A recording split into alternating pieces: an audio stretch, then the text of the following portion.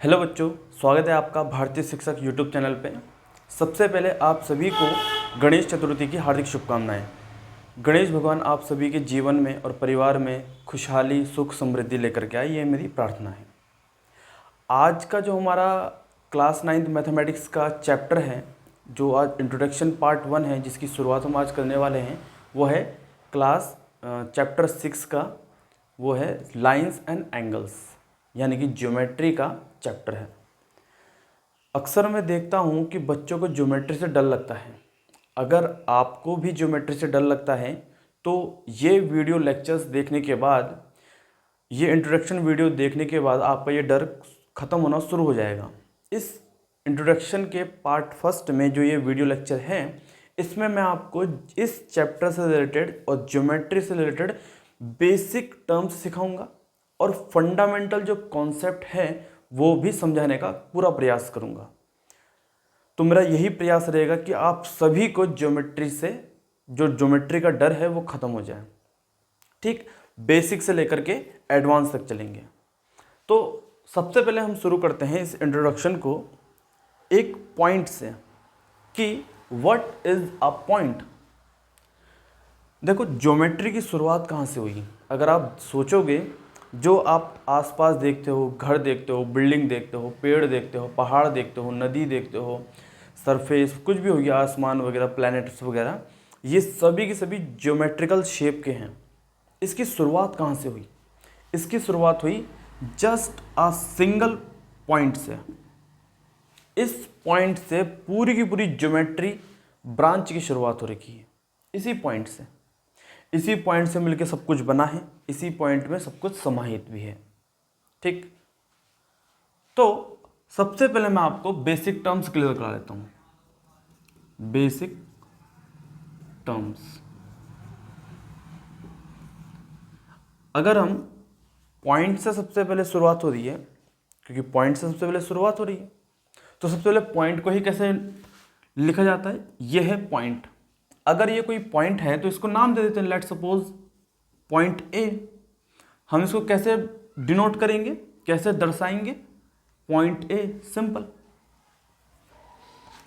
ये है पॉइंट, ये है ए, कि ये पॉइंट ए है। इस पॉइंट का नाम ए हमने बोल दिया।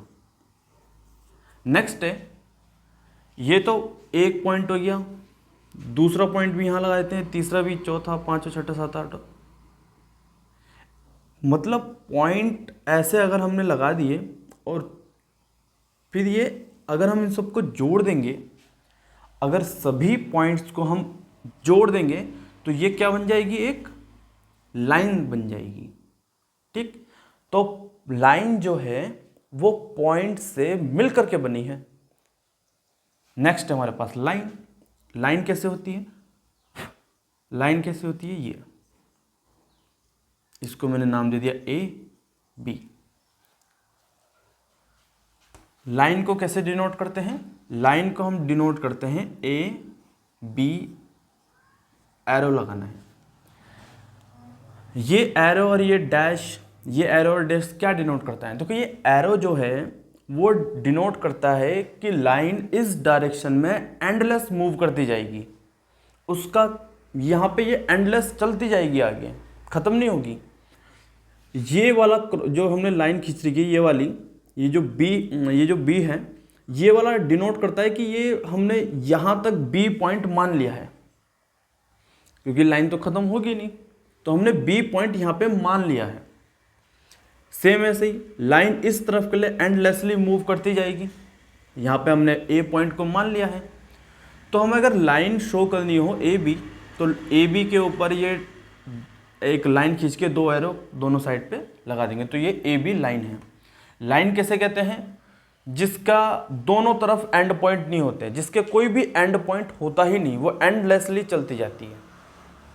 थर्ड है हमारे पास रे हो गई। ये तो जाएगा हमारे पास पॉइंट, ये हो जाएगा लाइन। अब चलते हैं रे की तरफ। रे कैसी होती है?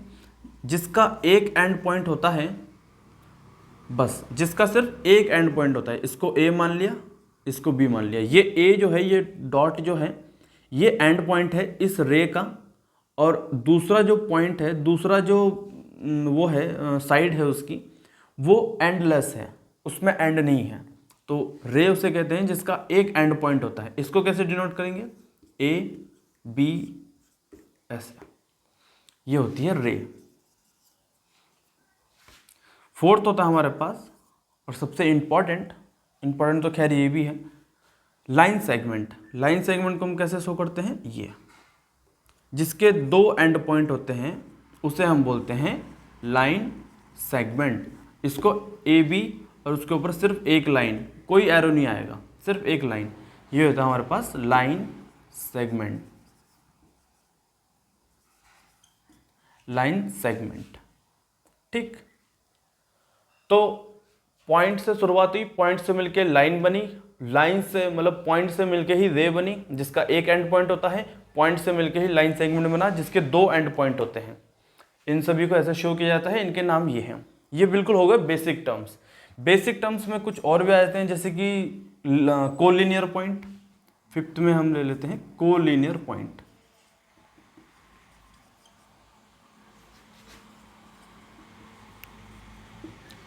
देखो, लीनियर का मतलब होता है लाइन पे, लीनियर का मतलब होता है लाइन। पॉइंट्स का मतलब होता है ये, को का मतलब होता है साथ में, को एक रूट वर्ड है जिसका मतलब होता है साथ में। तो जो एक साथ एक लाइन पे पॉइंट आए उनको कोलिनियर पॉइंट बोलते हैं। जैसे कि एक पॉइंट ये ले लिया, दूसरा, तीसरा, चौथा, पांचवा, ये सभी क्या एक लाइन पे आ रहे हैं? बिल्कुल, ये सभी एक लाइन पे आ रहे हैं, तो ये हो जाएंगे कोलिनियर पॉइंट्स। इसकी डेफिनेशन क्या है? जब तीन या तीन से ज़्यादा कोई पॉइंट्स एक लाइन पे लाई करें उसको बोलते हैं कोलिनियर पॉइंट्स। तो डेफिनेशन तो तीन या तीन से ज़्यादा है, दो क्यों नहीं बोला? मान लीजिए मैंने एक पॉइंट और एक पॉइंट ये ले लिया, क्या ये दोनों एक लाइन पे लाई कर रहे हैं? बिल्कुल कर रहे हैं। ये वाला ले लिया तो ये भी एक लाइन पे लाई कर रहे हैं, ये वाला ले लिया तो ये भी एक लाइन पे लाई कर रहे हैं, क्योंकि दो पॉइंट को मिलाने से ही तो लाइन बनती है। इसीलिए डेफिनेशन में तीन या तीन से ज़्यादा पॉइंट को कोलिनियर बोला गया। इसी लाइन पर अगर मैं यहाँ पे कर दूँ तब ये लाइन बन जाएगी, बट अगर इस लाइन पे मैं यहाँ कर दूँ तब ये कोलिनियर पॉइंट्स नहीं कहलाएंगे, ठीक है। तो तीन या तीन से ज़्यादा ऐसे पॉइंट जो एक लाइन पे लाई करें उनको हम बोलते हैं कोलिनियर पॉइंट्स। इसका जस्ट अपोजिट हो जाएगा नॉन कोलिनियर पॉइंट्स। जो तीन या तीन से ज़्यादा पॉइंट्स अगर एक लाइन पे लाई नहीं करते तो हम उसे कहते हैं collinear points. Non collinear points, non collinear points,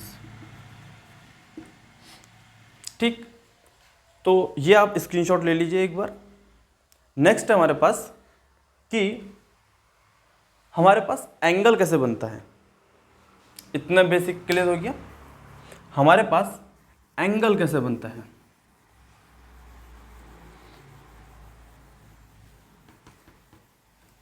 देखो, एंगल बनता है रे से।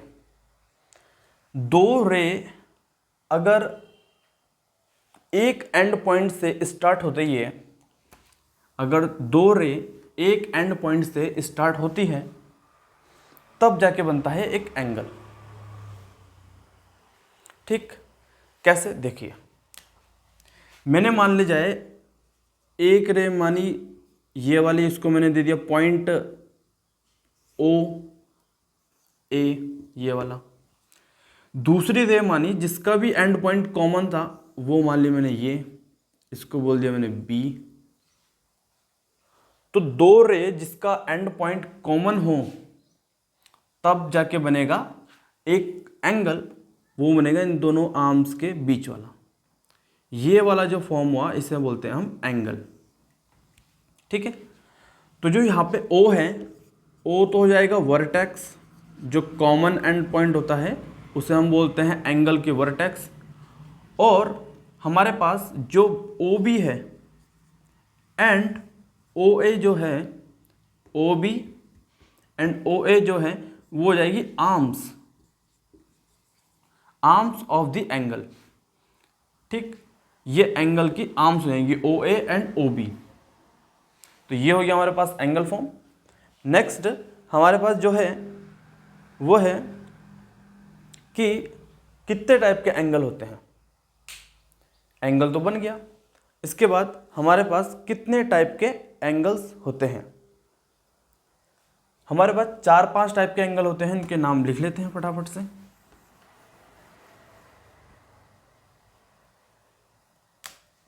सबसे पहला होता है एक्यूट एंगल। एक्यूट एंगल ऐसा होता है कुछ,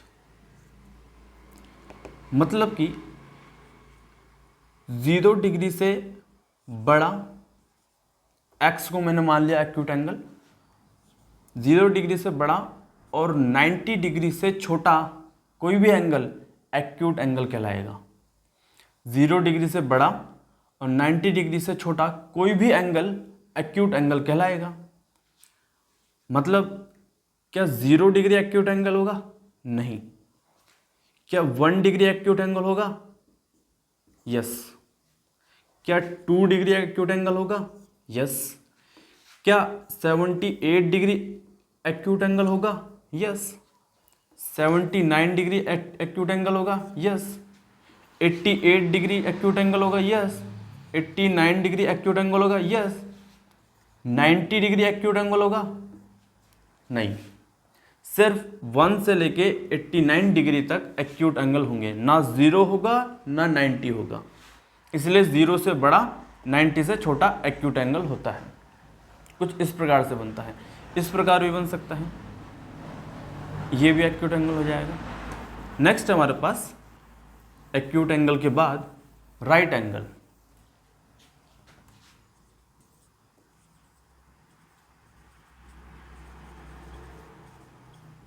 राइट एंगल जो ठीक 90 डिग्री का होता है उसे बोलते हैं हम राइट एंगल। इसको हम ऐसे शो करते हैं, राइट एंगल ठीक 90 डिग्री का होता है, दैट्स इट। नेक्स्ट हमारे पास है ऑब्ट्यूज एंगल।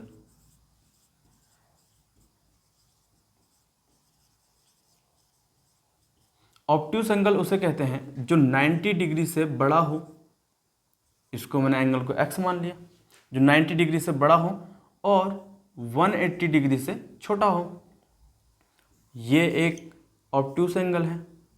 लेट्स सपोज मैंने 120 मान लिया, तो ये एक ऑब्ट्यूज एंगल है क्योंकि ये 90 से बड़ा है और 180 से छोटा है। क्या 90 डिग्री ऑब्ट्यूज होगा? नहीं, 90 डिग्री तो राइट एंगल होता है। क्या 91 डिग्री ऑब्ट्यूज एंगल होगा? बिल्कुल होगा। ऐसे ही 92 होगा, 93 होगा, 95, 100, 120, 130, 150, 170, 178 ये भी होगा, 179 ये भी होगा, 180 डिग्री ये नहीं होगा। 90 डिग्री से बड़े होंगे, 180 डिग्री से छोटे होंगे, 90 और 180 डिग्री नहीं होंगे। अगला हमारे पास है स्ट्रेट एंगल। नेक्स्ट है स्ट्रेट एंगल। स्ट्रेट एंगल होता है 180 डिग्री, बस सिर्फ 180 डिग्री होता है स्ट्रेट एंगल। कैसे? ये वाला जो एंगल होता है ये होता है 180 डिग्री स्ट्रेट एंगल। नीचे बन सकता है ये यहाँ पे से 180 डिग्री, ठीक है। तो स्ट्रेट एंगल होता है 180 डिग्री। फिर नेक्स्ट हो जाएगा हमारे पास रिफ्लेक्स एंगल। फिफ्थ हो जाएगा रिफ्लेक्स एंगल। रिफ्लेक्स एंगल वो होता है जो 180 डिग्री से बड़ा हो, एक्स मान लिया मैंने रिफ्लेक्स एंगल को, और 360 डिग्री से छोटा हो। मान ली जाए कोई मैंने एंगल बना दिया, ये वाला एंगल बना दिया मैंने, तो ये कितना हो जाएगा? लेट्स सपोज मान लो 320 मान लो, 320 डिग्री मान लो इसको। तो ये 180 डिग्री से बड़ा है, बड़ा है, 360 डिग्री से छोटा है, छोटा है, तो ये रिफ्लेक्स एंगल है। क्या 181 डिग्री रिफ्लेक्स एंगल होगा? होगा। 200 होगा? होगा। 350 होगा? होगा। 355 होगा? ये भी होगा। 358 होगा? ये भी होगा। 359 होगा? ये भी होगा। 360 होगा? ये नहीं होगा, 360 नहीं होगा, ठीक है, 360 से छोटा होगा। तो ये है 5 टाइप के एंगल। इसके अलावा, इन पांचों के अलावा हमारे पास दो एडिशनल एंगल भी होते हैं जो एंगल सम के फॉर्म पे होते हैं, कि अगर दो एंगल का सम किया जाए तो क्या बनेगा, कौन सा एंगल बनेगा, उसको भी देख लेते हैं। सिक्स वाला, यहाँ से सिक्स वाला हो जाएगा।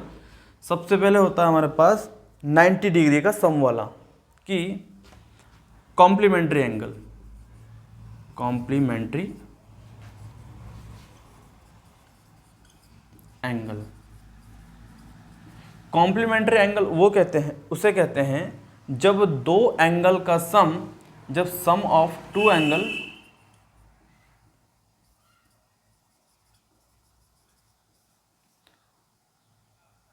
इज 90 डिग्री, जब दो एंगल का सम 90 डिग्री आए उसे कहते हैं हम कॉम्प्लीमेंट्री एंगल। मतलब कैसे भी आ जाए, अगर दो एंगल का सम 90 डिग्री आ रहा है तो वो कॉम्प्लीमेंट्री एंगल होगा।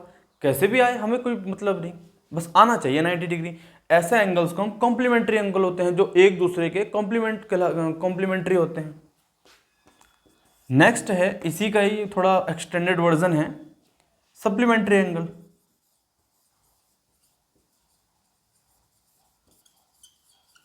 सप्लीमेंट्री एंगल, सप्लीमेंट्री एंगल उन्हें कहते हैं जिन दो एंगल का sum of two angle is 180 degree. अगर दो एंगल का सम 180 डिग्री आ रहा है तो उसे हम सप्लीमेंट्री एंगल कहते हैं। आप ले लीजिए स्क्रीनशॉट। तो सप्लीमेंट्री एंगल उसे कहते हैं जब दो एंगल का सम 180 डिग्री आए तो वो सप्लीमेंट्री एंगल होता है। नाउ अब हमारे पास, अच्छा ये समझ में आया। अब हमारे पास एडजेसेंट एंगल। नेक्स्ट है, तो ये हो जाते हैं हमारे पास बेसिक, तो 5 टाइप्स के एंगल हैं और कुछ दो एडिशनल एंगल हैं। कॉम्प्लीमेंट्री एंगल जिनका सम 90 डिग्री होता है, सप्लीमेंट्री एंगल जिनका सम 180 डिग्री होता है। नेक्स्ट हमारे पास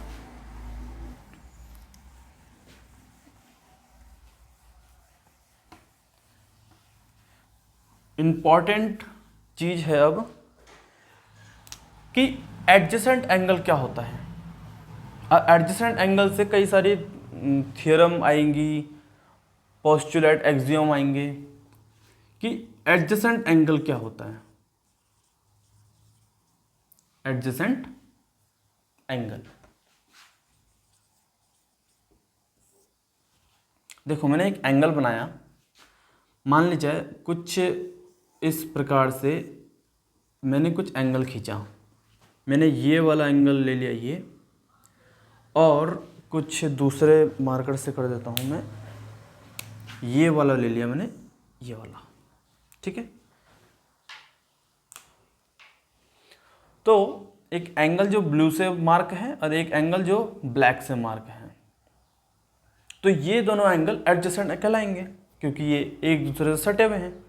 बट इतना ही काफ़ी नहीं, एडजेसेंट का मतलब सटे होना ही काफ़ी नहीं। एडजेसेंट का मतलब ये है कि दोनों के बीच में एक होती है कॉमन आर्म, और जो कॉमन आर्म के एक तरफ होनी चाहिए different side, different common arm, और दूसरी तरफ होनी चाहिए, सॉरी डिफरेंट आर्म होनी चाहिए और दूसरी तरफ भी डिफरेंट आर्म होनी चाहिए। कहने का मतलब ये है सरल शब्दों में कि वर्टेक्स तो सबकी सेम ही है।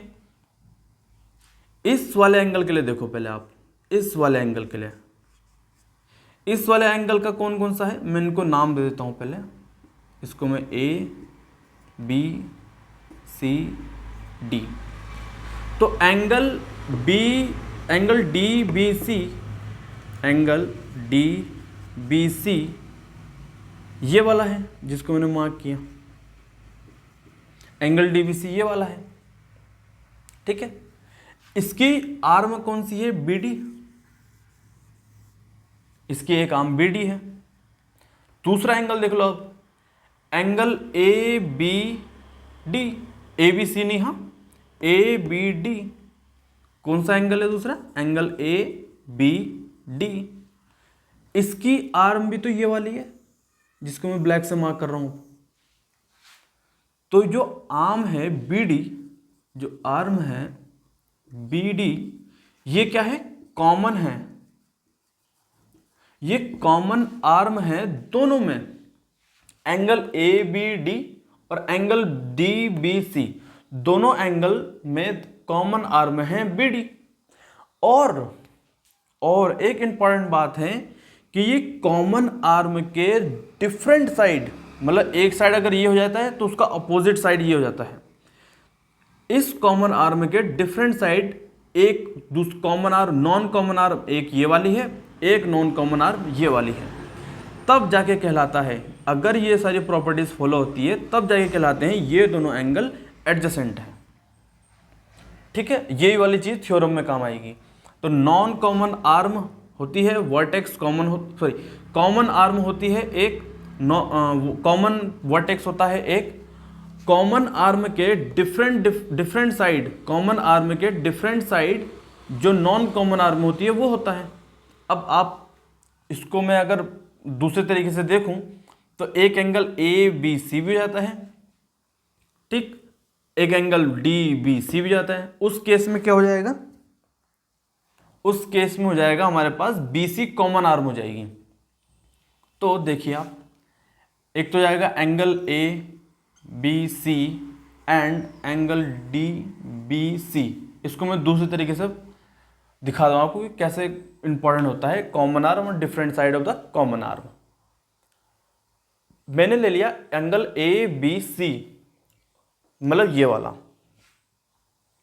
वाला एंगल ले लिया मैंने, अब angle A B C, and दूसरा एंगल ले लिया मैंने डी बी सी। उस केस में बी सी कॉमन आ जाएगा, ये वाली लाइन कॉमन आ जाएगी।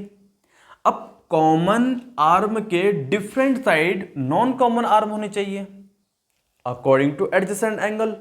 एडजेसेंट एंगल के जो बनाने का रूल है उसके अकॉर्डिंग होने चाहिए। बट यहां तो एक ही साइड आ गई दोनों की दोनों, है ना। मतलब कि आप ये खड़े हो सामने, आपके एक लेफ्ट साइड होने चाहिए, आपके एक राइट साइड होने चाहिए, बट यहां तो एक ही साइड हो गए, लेफ्ट साइड ही हो गई। तो ये वाली प्रॉपर्टी, ये वाले एंगल जो है एंगल ए बी सी और एंगल डी बी सी, ये एडजेसेंट एंगल नहीं कहलाएंगे। वैसे भी अगर देखा जाए तो एडजेसेंट एंगल हो भी नहीं सकते, क्योंकि ये वाला एंगल और ये वाला एंगल तो इसके अंदर तो ये भी आ रहा है, तो ये एडजेसेंट एंगल हो भी नहीं सकते। ठीक, नाउ हमारे पास एडजेसेंट एंगल तो हमने हो गया ये। अब थोड़ा और आगे बढ़ते हैं। एडजेसेंट एंगल के बाद एडजेसेंट एंगल से ही कुछ और भी निकलता है, जैसे कि ये हो गए हमारे पास एक एंगल 1, एक एंगल 2, ये 1 है, ये 2 है। तो एंगल 1 एंड 2 एडजेसेंट एंगल है, एंगल 1 एंड 2 एडजेसेंट एंगल है। क्या हो अगर मैं जो ये वाली लाइन है, मैं इसको नाम देता हूं ओ ए बी सी। क्या हो अगर मैं ओ ए लाइन को थोड़ा इस तरफ ढलाऊं, थोड़ा इस तरफ ढला देता हूं, तो कुछ इस प्रकार से हो जाएगी। यहां पर जाएगा ए, है ना।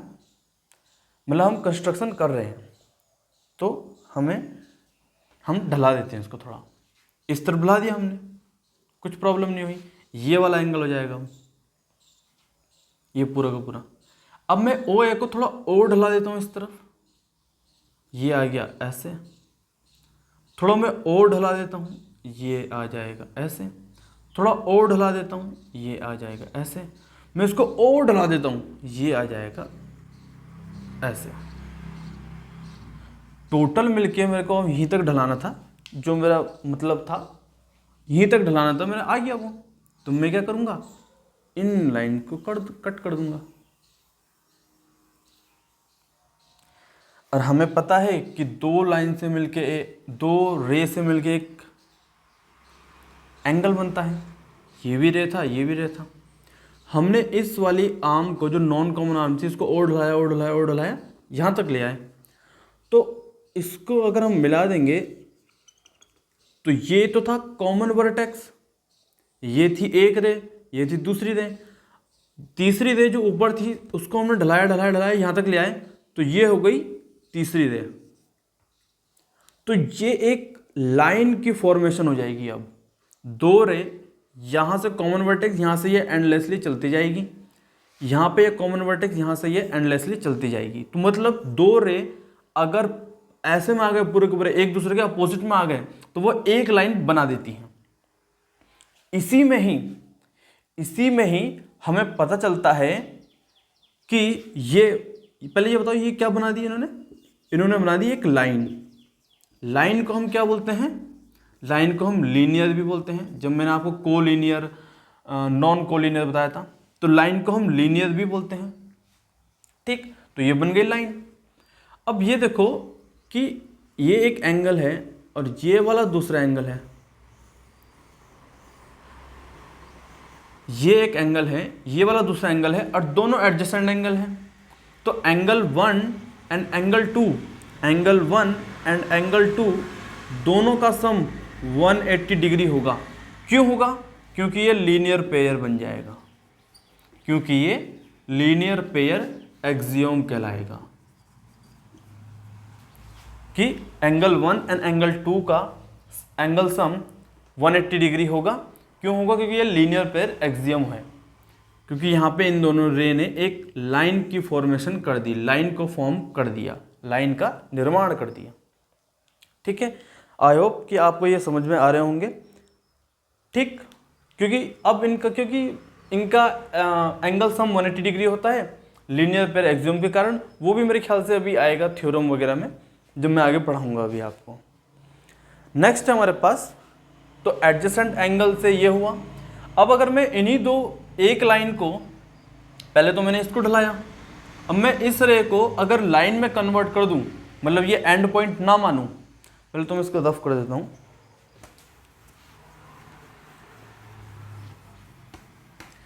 जो हमने अभी लाइन बनाई थी, अगर मैं उसी को थोड़ा बढ़ा दूं आगे, जैसे कि एक लाइन ये थी, एक लाइन ऐसे थी, अगर मैं इसी लाइन को थोड़ा आगे बढ़ा दूं, इसको रे ना मान करके इसको मैं थोड़ा आगे बढ़ा दूं, ठीक, यहां पे से आगे बढ़ा दिया मैंने, तो ये क्या हो जाएंगी, यहां पे ये दोनों एक लाइन, दो लाइन आपस में एक दूसरे को काट रही है, लाइन ही है, लाइन ही है ये। ठीक, इसको ठीक से कर देता हूं मैं, एक सेकंड।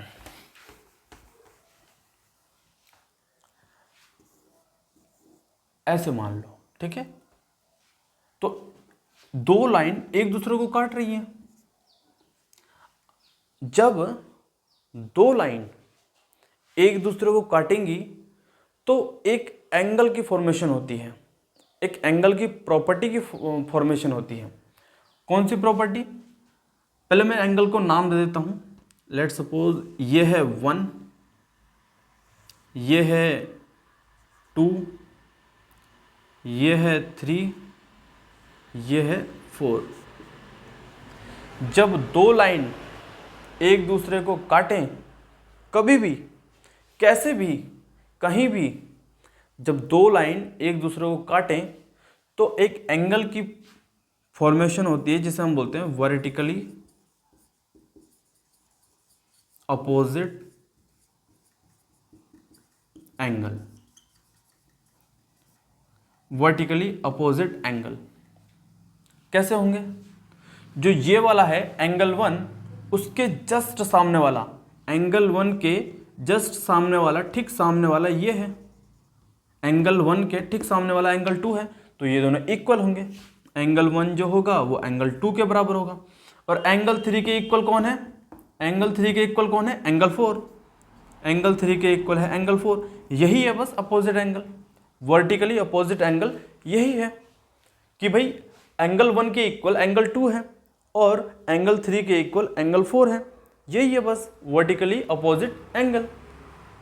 तो हमने देखा एडजेसेंट एंगल, हमने उसके बाद देखा लीनियर पेयर एक्सियम, उसके बाद हमने देखा वर्टिकली अपोजिट एंगल। अब हम देखेंगे intersecting and non intersecting lines. ठीक है, नेक्स्ट है हमारे पास intersecting and non intersecting lines.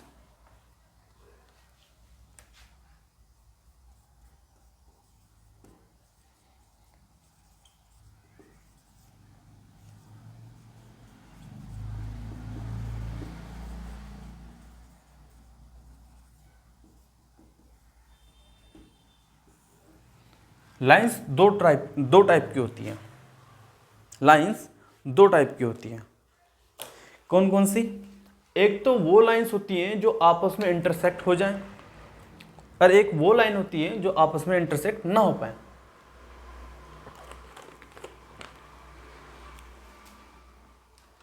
तो जो इंटरसेक्ट हो जाती हैं वो तो हमने अभी देखे, जस्ट अभी देखी हमने, जब दो लाइन इंटरसेक्ट हो जाती हैं तो वो हमने अभी देखी। बट जब दो लाइन इंटरसेक्ट ना हो तो वो लाइन क्या कहलाती हैं? जब दो लाइन इंटरसेक्ट ना हो, कभी भी एंडलेसली उनको इधर भी चलाओ एंडलेसली, लाइंस की बात चल रही है, तो जब कभी भी दो लाइन इंटरसेक्ट ना हो तो हम उन्हें कहते हैं पैरेलल लाइंस। ये हो जाती हैं पैरेलल लाइंस। ये कभी भी किसी भी पॉइंट पे मीट नहीं करेगी। इंटरसेक्टिंग लाइंस जो कट हो जाती है, कैसे भी कट करो, ये कट हो गई, ये कट हो गई यहाँ पे, ये कट हो गई यहाँ पे, तो ये इंटरसेक्टिंग लाइंस। पैरेलल लाइंस की बात ये है, यहाँ से यहाँ तक की भी इतनी ही डिस्टेंस होगी, यहाँ से यहाँ तक की भी इतनी ही डिस्टेंस होगी, यहाँ से यहाँ तक की भी इतनी डिस्टेंस होगी, आगे चलते जाएंगे तब भी उतनी ही डिस्टेंस होगी, यहाँ चलते जाएंगे तब भी उतनी ही डिस्टेंस होंगी, सेम डिस्टेंस होंगी बिटवीन टू पैरेलल लाइंस। तो जो नॉन इंटरसेक्टिंग लाइंस होती है वो हो जाती है हमारे पास पैरेलल लाइंस। ठीक है, यही था बस intersecting lines and non intersecting lines पे। अब चलते हैं हम कुछ पेयर ऑफ एंगल्स पे।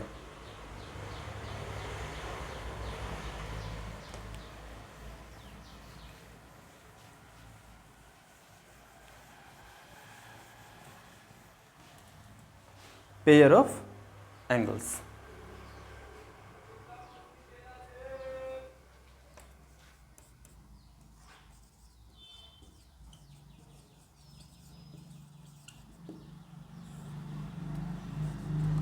देखो, पेयर ऑफ एंगल्स क्या कहता है? सबसे पहले linear pair of angles. Linear pair of angles, ये हमने अभी पढ़ा था एडजेसेंट एंगल पे भी, तो ये एक एक्सियोम भी है। ठीक है, लीनियर पेयर ऑफ एक्सियोम क्या कहता है कि अगर कोई रे किसी लाइन पे खड़ी है, अगर कोई रे किसी लाइन पे लाई कर रही है, तो रे से बनने वाले दोनों तरफ के एंगल का सम 180 डिग्री होगा। अगर कोई रे, लेट्स सपोज रे ओ ए लाइन सी डी पे लाई कर रही है, लाइन है सी डी, रे है ओ ए। अगर ये एक्सियोम 1.6.1 है शायद, एक्सियोम 6.1, उसके थ्रू हम लीनियर पेयर ऑफ एंगल पढ़ रहे हैं। अगर कोई रे ओ ए किसी लाइन सी डी पे लाई कर रही है तो इसके द्वारा बने गए दोनों एंगल का सम 180 डिग्री होता है। ठीक, इसके द्वारा बने गए दोनों एंगल का सम 180 डिग्री होता है। अब एक्सियोम 6.2 क्या कहता है? एक्सियोम 6. ये तो आ गया होगा समझ में, बस ये एक्सियोम है। एक्सियोम 6.2 क्या कहता है? एक्सियोम 6.2 ये कहता है, जस्ट इसका कॉन्वर्स है, जस्ट इसका उल्टा है, कि अगर किसी भी लाइन, अगर कोई एक रेखा पर किसी भी लाइन पे कोई, मतलब किसी दो एंगल का सम अगर 180 डिग्री है, एंगल 1 और एंगल 2 का सम 180 डिग्री है, तो जिस पे ये लाई कर रहे हैं वो एक लाइन होती है। फिर से सुनिए, अगर रे के द्वारा बने गए दोनों एंगल का सम 180 डिग्री है, तो जिस लाइन पे वो रे लाई कर रही है वो एक लाइन होती है। ठीक है, जिस लाइन पे वो एक लाई कर रहे हैं वो एक लाइन होती है। तो एक्सियोम 6.1 का जस्ट उल्टा है एक्सियोम 6.2। इसके बाद थ्योरम क्या है? थ्योरम ये है जो हमने अभी वर्टिकली अपोजिट एंगल पढ़ा था कि जब दो लाइन इंटरसेक्ट होती हैं, जब दो लाइन इंटरसेक्ट होती हैं, थ्योरम 6.1 है शायद, 6.1। थ्योरम 6.1 क्या कहती है कि जब दो लाइन इंटरसेक्ट होती हैं, लेट्स सपोज ये एंड ये, तो इनके द्वारा बनने वाले एंगल्स होते हैं वो वर्टिकली अपोजिट होते हैं। जैसे कि एक ये वाला हो गया, एक ये वाला हो गया, एक ये वाला और एक ये वाला। तो मान लीजिए ये 1 है, ये 2 है, ये 3 है, ये 4 है, तो एंगल 1 3 के इक्वल होगा, एंगल 2 4 के इक्वल होगा। तो ये वर्टिकली अपोजिट एंगल है। थ्योरम कह रही है वर्टिकली अपोजिट एंगल के बारे में, वर्टिकली अपोजिट एंगल। ठीक, ये वाला इंट्रोडक्शन का पार्ट फर्स्ट कंप्लीट हुआ। आपको मैं ये बता दूं कि एक्सियोम एंड थ्योरम, इसी को ही एक्सियोम क्यों नहीं बोल दिया गया, उसको भी थ्योरम क्यों नहीं बोल दिया गया? दोनों में डिफरेंस है, मैथमेटिकली साइंटिफिकली दोनों में डिफरेंस है। एक्सियोम जो होती है उसको किसी प्रूफ की ज़रूरत नहीं होती, वो एक स्टेटमेंट होती है बिना किसी प्रूफ के, स्टेटमेंट। ठीक है, तो यही होता है एक्सियोम कि बिना किसी प्रूफ के एक स्टेटमेंट है एक्सियोम। बट थ्योरम, थ्योरम वो चीज़ है जिसको प्रूफ करने के बाद वो अस्तित्व में आती है, प्रूफ करने के बाद वो मानी जाती है। प्रूफ कैसे की जाती है? मैथमेटिकली प्रूफ की जाती है, लॉजिकली रीजनिंग के साथ प्रूफ की जाती है कि ये थ्योरम ठीक है भी या नहीं है। तो थ्योरम एंड एक्सियोम में यही डिफरेंस है।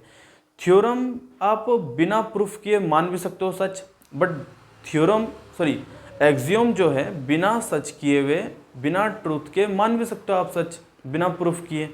बट थ्योरम जो है वो बिना प्रूफ के सच नहीं मानी जा सकती, बिना प्रूफ किए हम उसको यूज़ में नहीं ला सकते। ठीक है, तो यही है एक्सियोम एंड थ्योरम में डिफरेंस। इसी के साथ हमारे पास इंट्रोडक्शन का पार्ट फर्स्ट कंप्लीट होता है। आई होप कि आपको ये इंट्रोडक्शन पार्ट फर्स्ट बेसिक से लेके चला हूँ तो आपको अच्छा लगा होगा। अगर आपको ये वीडियो लेक्चर पसंद आया हो, अच्छा लगा हो, तो इस वीडियो को लाइक कीजिए और हमारे चैनल को सब्सक्राइब कीजिए। धन्यवाद।